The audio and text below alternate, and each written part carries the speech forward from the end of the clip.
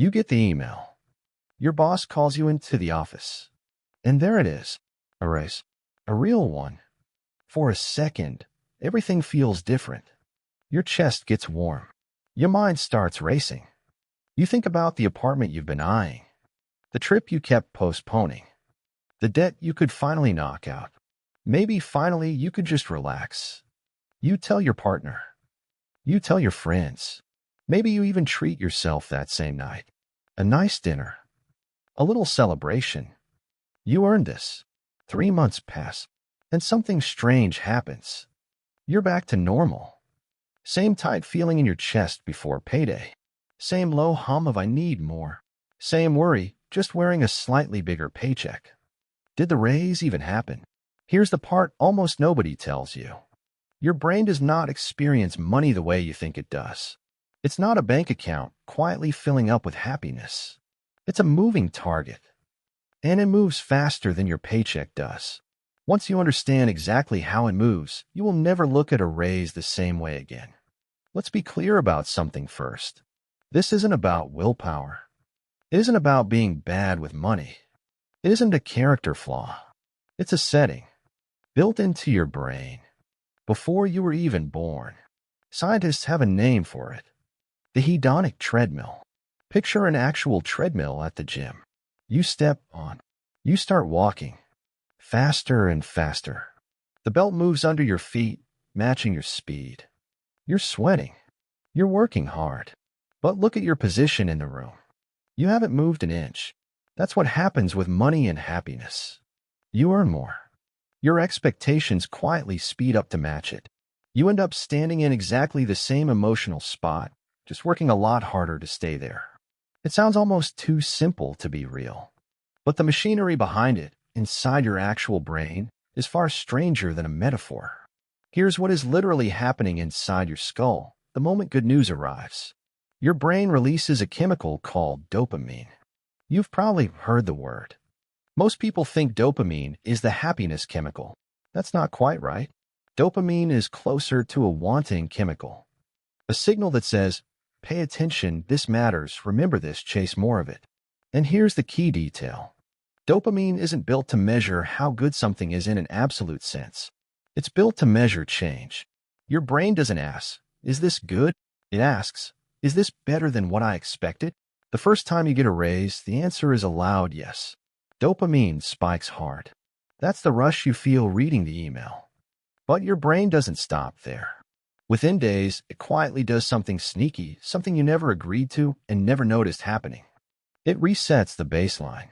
Your new salary becomes the new normal. Not a bonus. Not a gift. Just your baseline now. Which means the next raise has to beat that new number to feel like anything at all. And the raise after that has to beat the one before it. Forever climbing, never arriving.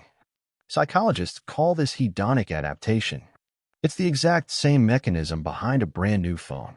Remember unboxing your current phone? For about a week, it felt incredible. The camera, the speed, the screen. Now it's just the thing in your pocket. You don't feel anything when you glance at it. It became invisible the moment it became normal. Money follows this rule with brutal consistency. Every single time, without exception, across every income level scientists have ever studied. But there's a second trap hiding directly behind the first one. And this one is even sneakier because it feels like good decision-making the whole time. It's called lifestyle inflation. Here's how it usually goes. You get the raise. Your brain quietly starts upgrading your life to match your new number. A slightly nicer apartment because you can afford it now. A newer car because the old one was getting old anyway. More takeout because you're too busy and you deserve it. A better vacation because you worked hard this year. None of these decisions feel reckless in the moment. Each one feels earned. Each one feels responsible, even. You're not being irresponsible with money. You're being human. But add all those small upgrades together, and something happens that almost nobody notices while it's happening. Your spending rises at almost the exact same speed as your income. Your bank balance changes. The number on the screen goes up. But your stress level stays remarkably, stubbornly the same. Studies tracking real households across different countries and different income brackets keep finding the same pattern. It's not a personal failure. It's not just you. It's a near-universal response to more money hitting your account. You're not imagining the treadmill. You're standing on it right now, possibly reading this on a phone you upgraded last year.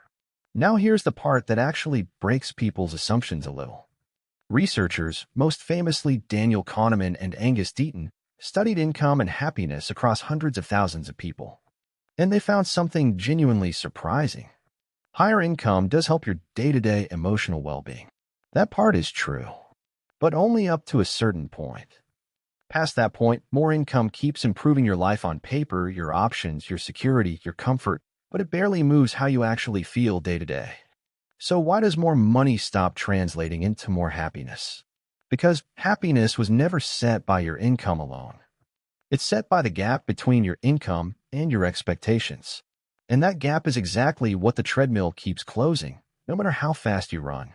Here's the equation, stripped down to its simplest form. Raise your income without raising your expectations, and you genuinely feel richer. That gap widens. That's where real satisfaction lives. But raise both your income and your expectations at the same time, at the same speed, and you end up feeling exactly the way you felt before. Just with a bigger, shinier number on your paycheck. This is the real reason so many high earners privately admit they still feel behind, still feel tight, still feel like they're barely keeping up. It's not because they don't make enough money. It's because their personal definition of enough keeps sprinting away from them, always staying exactly one raise ahead. Take a second and think about your own timeline. Remember the salary you used to dream about? 5 years ago, maybe 10. The number that felt like, if I made that, I'd finally be set. If you're making that number now, or close to it, stop and actually ask yourself, are you set? For most people, honestly, no. Not really. Because somewhere along the way, without a single meeting or decision, your brain quietly moved the goalpost the moment you got close to touching it. This isn't a personal failure. It's not proof you're bad with money or ungrateful. It's just the treadmill doing exactly what it evolved to do. And here's what makes the modern version of this so much harder than it used to be. Social media doesn't just make you compare your current salary to your old one. It makes you compare your entire life to everyone else's carefully edited highlight reel, someone else's raise announcement, someone else's vacation photos, someone else's new car, parked proudly outside a house that isn't yours. Your brain doesn't fully register that you're seeing the best 5 seconds of someone else's year. It just registers they have more. And the treadmill speeds up in response. You're not walking anymore. You're running. Hard. And somehow you're still standing in exactly the same spot.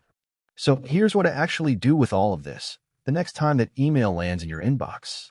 Notice the rush. Let yourself feel it. It's real and it's allowed. You worked for it. But 3 months later, do something almost nobody does. Check in with yourself. Notice if your baseline quietly slid upward. Notice if your idea of enough moved further away without your permission. That single moment of noticing is the one thing the treadmill can't do to you automatically.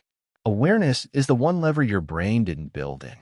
Because the raise itself was never actually the problem. The moving target was. Your income can keep climbing for the rest of your life. And it probably should. But if your expectations climb at the exact same speed, you will always feel exactly this tight, this behind, this close to enough, but never quite there. The treadmill doesn't stop on its own. But now you know it's there. You know exactly how it moves. And that changes everything about how you look at your next paycheck.